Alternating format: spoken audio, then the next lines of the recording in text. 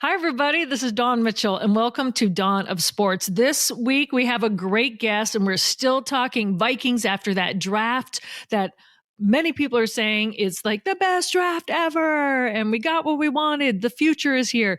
We have Lindsey Young from the Vikings. She is a writer and an editor for the team. You may have read some of her amazing stories that she puts out there on the platform. She's a fantastic person. The players love her, and she really brings them to life. So Lindsey Young will be our guest. And plus, Jim and I, we talk this crazy week in sports. You know what I'm talking about. Timberwolves, and what is going on with that meat sausage packing thing with the Twins. A lot to unpack.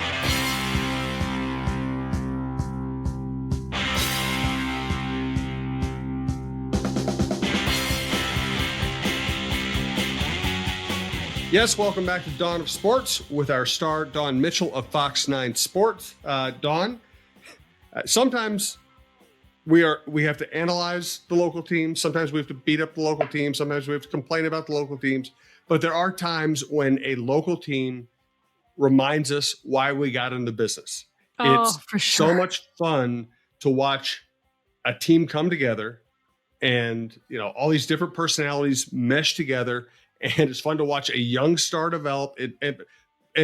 This was tremendous basketball the Timberwolves played, and it's a culmination of roster building and coaching and young guys growing up together and players playing for each other. This Timberwolves run is already one for the ages. Oh, absolutely. Absolutely. And you know what? I just love it too, that they're really good. You mentioned it's good basketball. It's not like this last game 4, like they just blew them out door to door, I enjoyed it. The one thing I did not enjoy, I'm sending head coach Chris Finch my best. You always got to get that little something different in Minnesota sports that happens. And unfortunately, that's what that was. But how Anthony Edwards has played. And then let's talk about Jaden McDaniel. I mean, you just go down the line. You can say Kat, you can say Rudy. Like you said, this team has come together.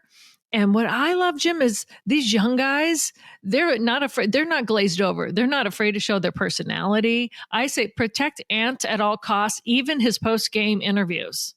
I mean, he is hilarious. I am like, let this guy just be. Like, this is him. I have been in that last jam that he had at the end, when I was like, yes, I was like just screaming. I was off. Don't worry. There was no cheering in a press box.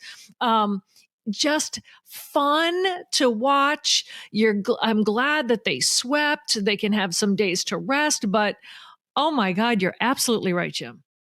Yeah, it's been a blast. I feel bad that Chris Finch got hurt during kind of the crowning triumph of his coaching career so far. But he'll be okay. They'll figure it out. At least for once, it wasn't a key Minnesota player being hurt, right? Or they have a chance to win something.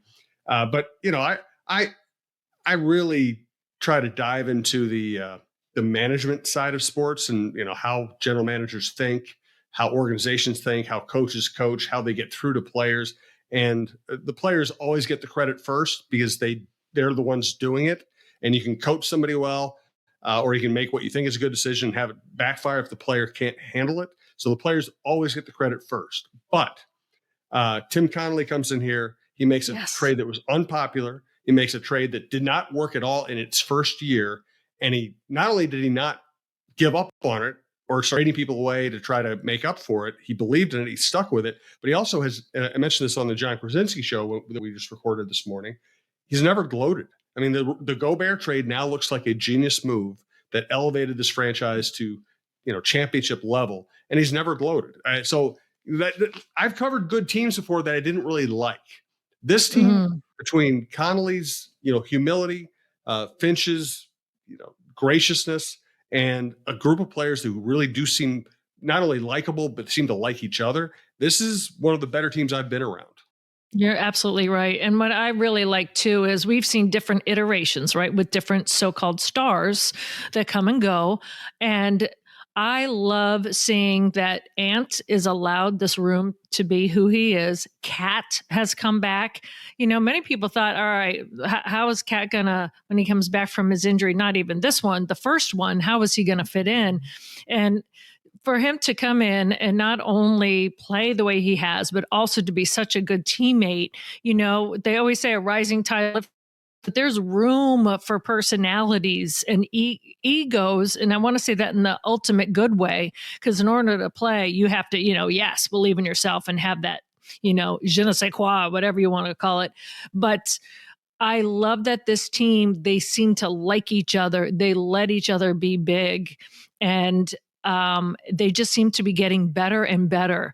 So that with Jaden's three from the corner, when you just watch their passing, whether we know their defense is amazing, but just how they're in sync right now and they're humming along, I love it. And just to see them laughing and joking, and even when they showed a shot after the game and they're all surrounding Finch in the locker room and Chris is smiling and laughing despite probably being like in a lot of pain. That was the snapshot that's going to stay with me. They weren't like thinking we're the grass. They're around their coach and laughing and smiling. They just swept. So this team is a likable team. They're to watch. And man, I can't wait to see what they do in the next series. This is Dawn of Sports. This is TalkNorth.com. We are coming to you from the Aquarius Home Services Studios. I want to thank our sponsors, including Rudy Luther Toyota, Define Destinations, and Beta Bay Boat Club. We'll tell you more about them in a little bit. Later on, we're going to have our special guest, Lindsey Young, staff writer and editor for Vikings.com. She's a friend of Dawn and mine, and she does really good in-depth features. She's an excellent writer. She's a wonderful person, and she also is very open about her battles, as so many of us have, with mental health, and how the view of the battle from positive mental health has become more of a good thing in sports rather than a deep, dark secret the way it used to be. So really good conversation with Lindsey Young coming up here. Let's have our Minnesota Aurora moment, and we'll go back to some other Minnesota sports. Sure. We love highlighting the Minnesota Aurora. Minnesota Aurora is again on Fox 9 Plus. Don, if I didn't say that right, let me know. You are correct. Thank you. Yes. We're friends with Andre Yak, one of the key founders of the organization. So we like highlighting women's sports whenever we can. We love the Minnesota Aurora. They did just hire a couple of new assistant coaches. We recently had their head coach, Colette Montgomery, on this show. I recommend going back and listening to that show. You can find it at talknorth.com under Dawn of Sports. Ted Klazuski is going to be their first team assistant coach, and Nikki Lee. I'm not sure if it's Lee or Lay. We will find out in the coming weeks and correct it if I'm wrong. She's going to be the first team volunteer assistant coach, again, in the vein of this organization's trying to develop young talent and put them on the road to success. Now, Nikki gets a chance to work with a first-class organization and under Colette, who we think very highly of. And just a couple of days ago, they have a brand new midfielder. And what I really love about this team, not only are they sending former players to go overseas and play internationally, they're getting players from other countries. So, and I want to, hopefully I'm saying Jada's last name right, but it's Jada Zoe. Or Zoo, and she's a midfielder from San Michele Tagliamento, Italy. And she was a 2023 points leader when she played soccer at her former team at Tennessee Tech. And so now she's coming to Minnesota Aurora. And I love the new influx of talent, and it's going to be fun. And just to see the looks on the faces, for some of these new, not only players, but coaches that have not experienced the Aurora experience, that's going to be great to see too. No doubt about it. And also want to let you know that training camp, Minnesota Lynx training camp, is opening up now. Interesting team. As Kent Youngblood wrote about recently in my paper, they've gotten off a couple of really bad starts the last couple of years that have buried them, and they've had to fight back from it. They're hoping to not have that happen this time. They have healthy, in their prime guards. They have a very interesting draft choice. They have some returning talent. Of course, they have Nafisa Collier is one of the best players in the league. So I would think they're going to be better this year, but it's tough in that league these days. But the Lynx are going to be interesting to watch. We're also going to give you weekly updates on them during the season as well. Any other local sports you want to highlight before we get to Lindsey Young? Yeah, there's two things. So first of all, coming up this Sunday, Minnesota Myth, they have their first home opener. So they just Oh, cool. opened up on the 27th on the road. So they lost their Ricky Foggy is their head coach. If you guys aren't aware, Minnesota has a brand new arena football team, and their home opener, their inaugural opener, is May 5th, 5 o'clock at Target Center, and they're playing the Philadelphia Soul. So, I just remember from my days when I was in Milwaukee, they had I believe it was the Milwaukee Mustang or something like that. So, arena football is fun. It's like rock and roll football. It's fast paced. It's kind of craziness. So, if you're kind of hoping for a little bit of taste of football, Target Center is your place. So when there's not the Timberwolves playing, you can also start getting your football fix. So that is May 5th against the Philadelphia Soul, the Minnesota Myth. And the only other thing I want to bring up, I love it, but it makes me kind of queasy at the same time, is this whole Twins thing with the meat sausage. Oh, you beat me to it. Okay, we get it. Let's do this. I'm gonna introduce our sponsors. We're gonna talk about the sausage. Then we're going to talk to Lindsey Young. Okay. I have so much to say about the sausage. I have a surprising amount to say about the summer sausage. Hey, we do want to thank our longtime sponsor, our first sponsor on this program, Rudy Luther Toyota. Ready for a women-forward car dealership? Rudy Luther Toyota empowers their many women on staff in sales, management, and service. Whether you are looking for a new Toyota or pre-owned vehicle, Rudy Luther Toyota has something for everyone. Every vehicle comes with a Luther Advantage. 10 cents off fuel and car wash discounts at holiday stations, Luther Advantage warranty, and 5-day return policy on pre-owned vehicles. Located just 5 minutes west of downtown Minneapolis, off 394 and General Mills Boulevard. And they're also hiring. Want to join the team but don't know where to start? Visit RudyLutherToyota.com today. We also want to thank Define Destinations. Looking to spice up your adventures? Well, you're in luck. Meet Define Destinations, your local tour company based right here in Minneapolis-St. Paul area with over 25 years of experience crafting unforgettable group tours. At Define Destinations, they're all about making travel easy and oh so exciting. Their 2024 lineup is jam-packed with epic destinations and experiences that are hard to find on your own. From the sun-kissed shores of Croatia to the pasta paradise of Italy, they've got you covered. Plus, they include airfare, tasty meals, and must-see attractions. It's like a vacation jackpot. DefineDestinations.com, where every journey is an adventure. That's DefineDestinations.com, your ticket to an unforgettable experience. And we'd also like to thank one of our newer sponsors across the network, Bay to Bay Boat Club. Bay to Bay Boat Club offers a limited number of season-long memberships in our private club and half-day or full-day pontoon boat rentals on Lake Minnetonka. Members have the opportunity to play on luxurious pontoon boats, as well as a variety of well-appointed deck boats, speedboats, and offshore boats. Our daily pontoon boats are deluxe, custom-built boats with many amenities and comfortable seating for up to 14 people. Bay to Bay Boat Club, Country Club Boating, 24 years in business, and voted Minnesota's best 3 years in a row. Please visit us at baytobayboatclub.com for more information. We look forward to welcoming you this summer. Okay, so I was a baseball beat writer for a long time. What you learn, and I covered the NFL for I covered high schools for a long time, then I covered the NFL for 4 years, and they wanted me to transition to covering the Minnesota Twins. So I called the best baseball writers in the country, and I was asking them, how do you go about this? How is covering baseball different than everything else? They said, first of all, covering baseball is different because nobody else covers a game every day, right? There's a long game every single day. It's the opposite of football, which is mostly about speculation and setup and everything else. So, but they also said, but what you're really going to learn as a beat writer is baseball players are really messed up. And it's so true. There's something about having to perform in public on a daily basis in a game that highlights failure. In a game where if you hit 300, you're great. There's something about the mentality of the people who have to deal with this stuff. And there's no other sport that has more superstitions or more weird stuff happening in the clubhouse than in baseball. So this year, they got off to a terrible start offensively. Kyle Farmer had done an ad for, I think, Cloverfield sausage. They sent him a sausage as a thank you. He didn't want to eat it. He puts it in the clubhouse. So they're in a terrible slump. They're having a terrible game against the worst team in baseball, the Chicago White Sox last week. And Kyle Farmer grabs the summer sausage and brings it out to the dugout, People start touching it before they go up to the plate. They get 5 straight hits. They go on a tear. They win 7 straight games. They start tearing the cover off the ball. It is the quintessential goofy baseball story.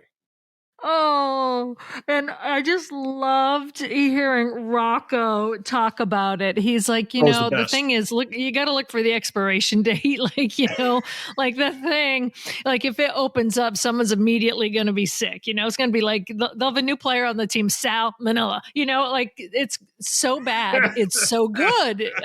Now, he didn't say the salmonella part. I just threw that in there, but maybe that's what they can nickname the thing Sal after this. But I love it. My God, I'm just like, that's so. First of all, it's so athletics, right? It's so like the weirdest things work, but baseball for sure. It's like Joe Boo 10 times with some bad old. I'm not saying the sausage is bad. It's probably fantastic, but right now, if it's past the expiration date, it has not been in a refrigerator. It's just out there with.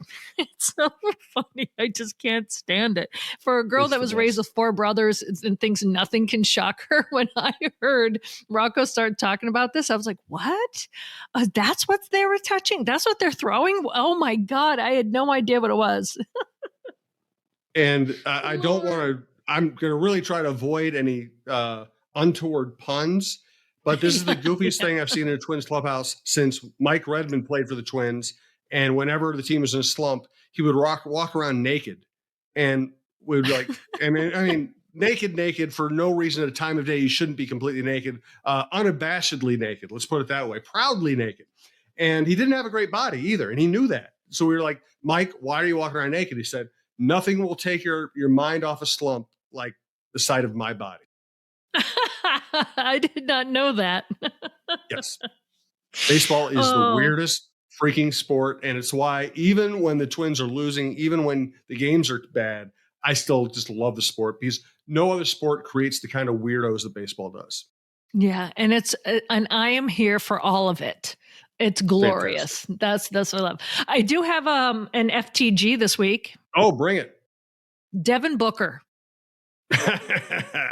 He is such a punk. He was I years past where he's been this kind of guy that just is chippy and pushy and blocking and you know what I mean, just like not just annoying and doing his job, but kind of like doing it a little bit too much. You know what I mean? Like that whole thing. I know he's not the one that really fell into Chris Finch, but he was over there and Mike Conley went to kind of make sure that he wasn't. And then Mike Conley didn't want to fall a certain way. And Devin Booker, yeah, he's my FTG this week. Okay, I'm gonna look at it a little differently. Devin Booker is annoying and he's chippy and he's chirpy. And if you're playing against him, of course, you're not going to like him. But I actually think he does his job. He uses physicality to get under people's skin. He pushes the envelope. He tries to see what he can get away with the officials. If he played for the Wolves, we would love him. I didn't say he didn't do his job. Yeah, Kevin Durant now. Kevin Durant is one of the greatest players, maybe one of the greatest scorers in the history of the NBA. And he goes to the Suns, signs on to play with other stars, knowing that he has to carry the team. And as soon as they lose, what you see is all these back channel leaks to insider reporters saying, "Oh, he didn't like the organization, he didn't like the offense." He's way too whiny to be a great. He's a great player, but he's way too whiny of a great player for me. And Bradley Beal just looked like he was pouting the entire series. He looked like he figured out in the first quarter of the first game that the Wolves are better than they were and tougher and deeper, and they were going to get beat up. And he just played with a pout on his face. And I don't like that. Listen, do I like Devin Booker? No, but I'd rather have Devin Booker than either of these other guys. Well, the one thing I do like about KD is his little, thing going on with Ant. And that one time when they're really John, and then he was laughing, like, he's like, that's basketball, man. Like he was loving it. So, I'll always like KD. I don't know. We don't know the inside things that do happen on teams, but sure.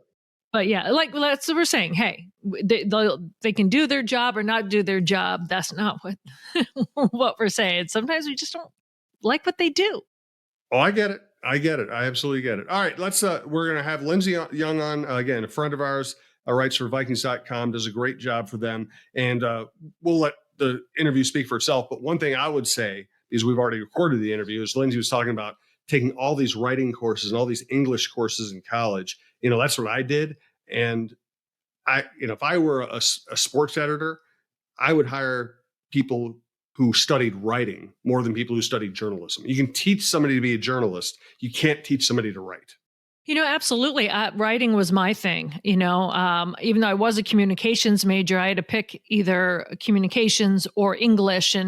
But I was a writer. That's what I thought that's what I was going to do, in journalism, it's a switch, especially television, right? It's like, you know how to write. And then you're like, okay, everything you take there, squish it.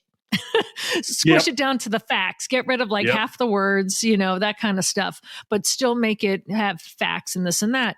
In order to do what Lindsey does, and it's amazing, especially to write for a team, is, you want to get who these players are and illustrate who they are in the written word and try to what we can say, with words and on TV and highlights. You do the same thing, Jim.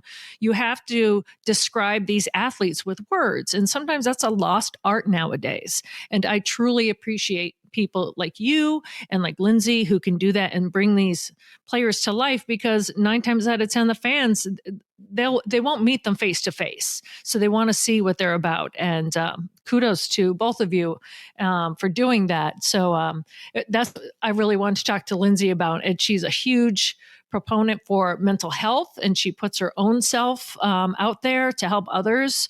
So especially after the draft, she was the perfect person that I wanted to speak with. As promised, one of our favorite people in the marketplace, Lindsey Young, who works as a writer and an editor with the Minnesota Vikings, does a lot of stuff for the website, and writes a lot of really great features that really highlight the personality of Vikings players. Dawn, take it away. Oh, I'm so excited, Jim, to have Lindsey on. Lindsey Young is fantastic. If you haven't read any of her articles or even seen any of her videos and interviews that she does, there's always an extra dose of humanity. That's what I like to say. Like you keep it real, Lindsey. So thank you for coming on our show. And thank you for always being true to yourself in your writing, because it just comes through. And I think the athletes feel so at ease with you because that's what you exude. So thanks for being on here today. Oh my gosh, thank you guys both for having me on. I really love both of you, and I'm honored to be on the show today. I'm looking forward to it. Lindsey, I remember you even before you started working for the Vikings. Can you tell our listeners what your journey was to get there? Because some people's like, wow, how did she get that job? Yeah, absolutely. And the thing that I love about this question or this answer too is I feel like everybody's is so different. So I always tell everybody, like, if I'm talking to college students or something like that who want to get into this industry, I don't think that there's necessarily like one correct path that leads there. But I do think that there are, right things to do and kind of the right approach to take. So, for me, born and raised in Minnesota, grew up loving Minnesota sports. It really kind of started out as a way to hang out with my dad, spend some one-on-one time with him, especially watching the Vikings and the Timberwolves. Really gravitated specifically towards those sports. And, it was kind of a bonding thing for he and I to do together. But really developed a real interest in the sports myself and have really loved writing from a young age too. I can remember being in elementary school and just filling up notebooks with stories or journal assignments from school and really loved doing that. And so when I got to college, I definitely had an interest in working in sports journalism. I went to the University of Northwestern in St. Paul, but I had really never done it before. I went to a smaller Christian school in the Twin Cities, and they didn't have at the time a lot of like journalism or communications options. And so when I got to college, I decided to go ahead, and my major was actually English with a writing concentration. So it was not journalism or communications, but I took a huge variety of writing classes, which I loved. Everything from poetry and fiction writing to magazine writing and autobiographical writing, tech writing, which was probably my least favorite. But then my last 2 years of school, I worked for the campus newspaper in the sports section. I wrote both years, and then my senior year, I was the sports section editor, and so I learned a lot about layouts and things like that. And I also was able to intern that season with the Minnesota Timberwolves, which I just posted actually some pictures on my Twitter from that season because it was a rough season as far as the Wolves go. And obviously they're thriving right now. But I loved that group of players that I got to work with and learned so much. And that was the 2009-2010 season. And it really cemented what I wanted to do. I could probably talk for an hour about, my general journey, but I'll just say that, from when I graduated in 2010 to when I started with the Vikings in December 2015, I was working a couple of different jobs. I was working full-time back at my alma mater, running the tutoring center on campus, the writing center. And I was also working as a server at Ruby Tuesdays, and I was doing all of the writing that I could, whether it be some freelance stories for a few of the local outlets. I was doing some editing for Bleacher Report. I was writing for a couple of local Vikings blogs as well, and doing some contract stuff for the Timberwolves here and there. And in the summer of 2015, I had the opportunity to do some contract work for the Vikings during training camp, which was incredible.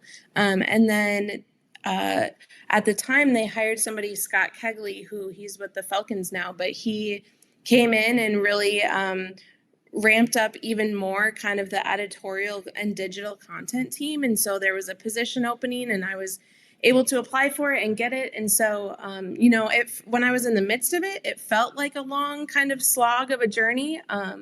But now in hindsight, I'm just so grateful for everything that I experienced during that time. And it really still is a pinch me moment that I get to work for the team that I really grew up, watching and rooting for.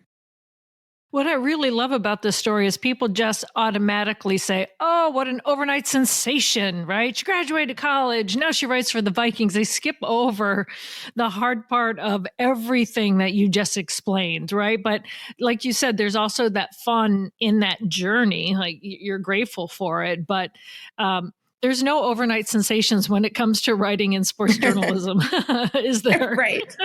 Right. Exactly. It does take a lot of hard work, but I think, that was part of the reward as well. And it really affirmed to me that this was something that I really loved to do and was passionate about it. I can remember, friends saying, because I was really grinding there for a while and was really maybe overly busy for a few years. And I had a couple of friends say, why don't you just, let something go, one of those things go. And I was like, because the writing, I need these, the full-time job to pay my bills and to, have benefits and everything. And writing was what I really wanted to do. So I just couldn't let that part go. And it's also easier for people who are not in the business to say, can you just let one of those go? And you're like, not until I get what you have, a full-time job. Exactly. Well, so now you're with the Vikings. And what I have seen, because I've seen you over the years, such a great group from behind the scenes. And you guys do a great job of really getting in. And I know when I was growing up, the reason why I'm doing what I'm doing is when I was young, I would sit and watch all the in between the periods intermission interviews of the players for the Boston Bruins. I was intrigued by that. I wanted to learn more about the players, what made them tick, because when they put the helmet on, they went on the ice, that you knew a little bit more about them. And so you really get a chance to dig into who these players are and really give them a profile that's not on the field. Yeah, and that's one of the things that I really love about it, because I think what I am able to do here with the Vikings really intertwines multiple passions and interests that I have. I love football. That's why, I always dreamed of either working in basketball or football. And so I love football. Game days are probably my favorite part of the job, the energy and all of that. You can't, there's no substitute for that. But this other passion that I have is just this idea of storytelling. And I think that everybody has a story that deserves to be told, that should be told. And I always try to tell people, like, this is your story. I happen to know where to put commas and colons and use them, correctly, and maybe use some creative language, but like, it's your story. How can I help tell it? And so that's something that I'm really honored to do, whether it's, Justin Jefferson or a player who might not make final cuts or a really dedicated fan. I love doing that. Okay, present day, you're just coming up the craziness of the NFL draft, which is even more amped up when you're with a team, right? Like, who's it going to be? Who are we going to feature? What are we going to do? We got to get these draft picks, blah, blah, blah. How is this craziness for you? Yeah, I love draft weekend. I feel like I go into it with all of this adrenaline and excitement because it really is signifying kind of a fresh start, like whatever happened the year before, whether it was great or horrible, like you're having this fresh start with a new team and you're not sure who you're going to draft. Everybody has guesses, but you just never know at the end of the day. And so it was really exciting. I was really hoping that the Vikings would draft JJ McCarthy, which it did end up working, and being able to get him without giving up a first rounder next year was super exciting. And also to get Dallas Turner as well, being able to trade up to 17, it felt like a really exciting first night. And heading home that night, I think we just had so much energy. It was like 3 a.m. before I went to bed, and I just was still kind of like wound up. Very, very busy. I know by Saturday night when I leave the facility, I am absolutely exhausted and my brain feels kind of mushy. But generally speaking, it's so exciting. And I know you would agree because there's new stories to tell and new people to meet. And I know, Dawn, that you really enjoy that as well. And Jim, there's so much intrigue about getting to know these new personalities and seeing how they might fit onto the team, obviously from a football perspective, but also to just a locker room perspective. And so it's an exciting time. Yeah, it was super crazy. I really enjoyed it. It was I enjoyed draft night anyway, but this one was awesome. Just seeing all the quarterbacks go off the board, how things got a little tense, like, okay, now where the chip's going to fall and can they do it? And Right. That was awesome. So talking to JJ and to Dallas that first day, what did you like the most about both of them? If you could pinpoint just one thing. I know it's so hard when they've just come in here really quickly. Yeah, it is hard, but I think with JJ, the thing that I liked most about hearing from him was just how genuinely you could tell he wanted to be here and he wanted to be a Viking. And I think that part just is exciting to me, kind of in multiple ways, like being someone who grew up here and, having an affinity for the Midwest. It was fun to kind of see him get excited about staying in the Midwest. But I think also just that piece too, where I feel like if you're really genuinely excited to be somewhere and you had wanted to be there and that's where you end up, I think it just gets you off to the right start, and so that was probably it. With JJ, that was probably the top thing. And then with Dallas, he just has a lot of personality. It was fun, having the call with him that night. And, there's a lot of chaos and it always seems a little like the call is usually not super long. And then you get them in the building the next day. And I felt like he just had so much personality. And he right away was kind of same thing, talking about his excitement for being in Brian Flores' defense. And he said he noticed the sacks right away. So obviously excited to be a pass rusher. Hopefully will get some of those sacks himself in Flores' defense. So I guess both of them, just kind of their personalities and excitement. And then hopefully seeing Dallas really be able to affect the quarterback too. Yeah, it cracked me up when he was like, I'm not going to lie, when I faced JJ last time and we lost in the Rose Bowl, I was a little salty, even when they kind of went out on social media, even crying a little bit. Unfollowed him. I love that. Yes, that's who they are before they come here. And then, right. Some guys just open up more, but sometimes you kind of get that, all right, I'm in the NFL now. I kind of got to focus and glaze over. So to see how natural they both were, that was awesome. Exactly.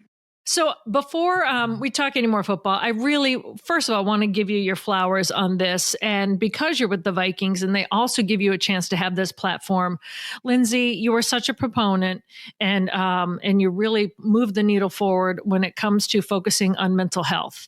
And not only do you do it in such a gracious, beautiful way with your words, you also put your own life out there to help others. And so it's a two-part question. First of all, I want to thank you for the strength to do that. But the first part is, was it scary to actually open up that part and be vulnerable? And the players, how did that make you feel? Because I think they really welcomed it. Yeah, first of all, thank you so much for saying that, Dawn. And I know, offline you and I have talked, and you've always been so supportive, both of me as a person and kind of my journey in this area, but then also in the content that's been able to come out of it as well. So I was, mental health has been something that has been important to me for a long time. If people have heard my story, clinical anxiety is something that I have dealt with from a really young age. And then more in recent years, depression has been something that has kind of come and gone and been another thing to kind of deal with, I suppose you could say. But I've always wanted to use my story or my experience to help other people who might be going through the same thing, because there's so much power in just finding somebody who just resonates with what you're saying, or to feel like, you're heard, or to hear somebody else's story and say, yeah, like that's exactly it. She's putting into words, or he's putting into words how I feel. And so I've always kind of wanted to do that and didn't know what that would look like. I feel like most of my life I've been pretty open about my experience with like the people that are close to me. It never was really a secret. However, that being said, like I had a not so great experience at a previous workplace with kind of sharing my experiences and some of my struggles with somebody who was in management. And so I had nervousness coming into the Vikings about whether or not I wanted to share that. When I first started with the Vikings, I was the first woman just in our content department in Vikings Entertainment Network, certainly not with the organization, but the first woman in that department. And I had all of these awesome men that I worked with, and they were all tremendous advocates. But, I'm already, kind of the emotional one. I'm the one that will cry over this really touching story. Like, I don't know if I want to add to that. And so aside from people knowing that I didn't like to fly and that I had a lot of anxiety around that, I never really talked about anything else around my experience. But during 2020, which was, of course, extremely difficult for, I think, everybody in one way or another. I had a lot of health anxiety around COVID and around the pandemic. And I ended up getting COVID myself. And it just kind of triggered mainly mental, a little bit physical as well, just this huge spiral. And I think it's important to talk about that. It was a really hard time. I really felt like I hit rock bottom. I was in a really dark place. I was not able to eat, sleep, work. Like I just was not functioning. And so it got to a point where just logistically, like I had to share that with the people that I work with and with my managers and stuff. And I remember sending that email and just like sobbing as I sent it, because I was so scared about what that would mean, or what people might think of me, or if they would think that they couldn't trust me with work or big projects moving forward. And the support was so incredible, Dawn. Like it just blew me away. I shouldn't have been surprised, but it was just so welcome after, like I said, I had a negative experience previously. And I think that support, like full support, just gave me, I wanted to step forward and do other things. And so that's where, that's where the Getting Open series started. Obviously kind of a play on getting open during a football game, but also this idea of getting open and talking about our struggles, whether it's our own struggles, maybe it's someone close to us that deals with mental illness and that affects us indirectly. And so since 2021, we've been able to tell I think close to 20 different stories around mental health and just trying to break down that stigma, especially within athletics, right? And especially with men too, like breaking down the stigma around talking about mental health, around seeing a therapist, around sharing with others. And so I know that's a very long answer to your question, and so I apologize, but I just No get need. going. It's so good. And Lindsey, have you seen major changes in the way the Vikings or people in professional sports deal with this? Because I know when I started writing about sports, men weren't, well, people, but especially athletes themselves. And back then I covered mostly men. They kind of weren't allowed to show any vulnerabilities or act like anything could possibly bother them. What is the change you've seen in the workplace? Yeah, absolutely. So when I started with the Vikings, I came in at 2015. And so at that time, like they already had some resources in place for the team and for the players, which I really appreciated. I thought it was great that, players or staff members like had an ability to go and talk to a team psychologist, that there were resources as far as, ADP and things that HR would send out. And so I really loved that. So I thought that that was huge. But the thing that I've noticed is maybe more just individually on people being so comfortable with, maybe not so comfortable, but willing or feeling drawn to share their stories or to talk about different things. And I remember when I first did the series, it all started because I was going to do one story on Jalen Holmes, who used to be here with the Vikings, because he had posted some things from his personal Instagram account about his own battles with anxiety. And so I could tell he was really open to talking about it. And so I went to our staff and our PR staff and I said, what do you think about this? And they loved the idea. And they actually came back and said, I wonder if this could actually be like a little mini series, instead of just this feature on Jalen. And so we kind of brainstormed together and I came back to the table and said, I think I could probably get like 4 or 5 stories out of this. And that first year we ended up doing 11. And I was just blown away by the people that came forward. Like I remember specifically with Tyler Conklin, he had worn cleats for My Cause, My Cleats to honor his uncle who had passed away either before he was born or when he was very young, passed away after a battle with mental illness. And so I went to Tyler to see about his comfort level in sharing his uncle's story and his cleats and everything like that. And I had no idea that Tyler dealt with any sort of anxiety or, personal challenges himself. I was just asking about his uncle. Mm-hmm. Oh, yeah. Very well. And so I had no idea that he had any of his own struggles with anxiety. And, he approached me and was like, hey, Lindsey, like, this is something that I've dealt with and I've really never talked about it before, but I feel like I want to. And so him coming forward and sharing that story for me was so powerful to see that not only did he kind of feel this draw to share it, to hopefully help other people, but that I had been able to create a space that was safe enough for him to feel like he could do that. And that has been really important to me throughout this whole process is, creating a safe space, letting people know that I would never push anybody to share their story. I mean, I didn't share mine until I was 32, 33. And so I never want to push anybody, but I want to be an advocate for them and come along and support them.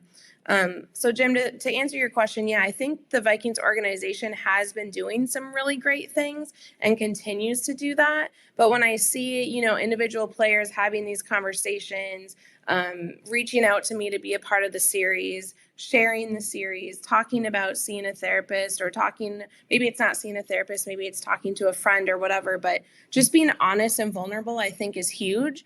And I think in sports, like in general, you're just kind of seeing a shift a little bit more to that,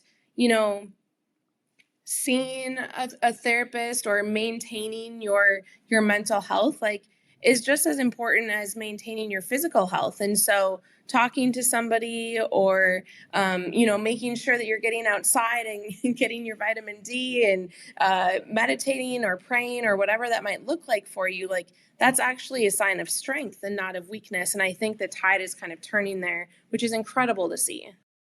Well, Lindsey, I want you to know you always have a space here on our podcast to speak on this, and I know you have to run, but before you do, because I think this is important, and hopefully you can come back at a later date and talk about this. You have a project that you're working on that's very important in this area, isn't it? You want to Yes. tell us about it? Yeah. So if anybody is not familiar with Prairie Care Fund, it is a local nonprofit here in the Twin Cities, and Prairie Care Fund is specifically focused on youth mental health and in putting resources into schools throughout the state of Minnesota that can help children at a younger age just know how to talk through some of these feelings, maybe just identify it, because sometimes just identifying what you're feeling is help enough to kind of just navigate that or move forward. It also puts resources into schools to help the teachers or the administrators know how to work with students or know how to maybe identify some of these concerns. And it's just so great to me to see this happening like at a really young age, and to see what Prairie Care Fund is doing. And so I've been an ambassador for Prairie Care Fund for the past 2 years. And now I'm really excited to be working with them a little bit, kind of on an informal marketing task force to really help raise brand awareness and just share the good news of what they're doing, because they've raised an incredible amount of money to be able to provide these schools with resources. But I think as the word gets out and as schools realize these things are available, that gap is still there. So I'm super passionate about it. I would love to share more with anybody who might have questions or just want to look into what the organization does. But highly encourage people to just check it out and see if that might be something that you're willing to support. And it doesn't have to be financially either. Just, sharing their social media posts or paying attention to fun events that they have coming up is really great. So I appreciate the platform to share that because it's really near and dear to my heart. Well, thank you, Lindsey. And if you have our space here, so if you ever want to come on again and we can talk at length about this, I know you've got like 3-4 fires going on and projects going on while you're with the Vikings right now. So I just thank you so much for your time and yes, for your efforts.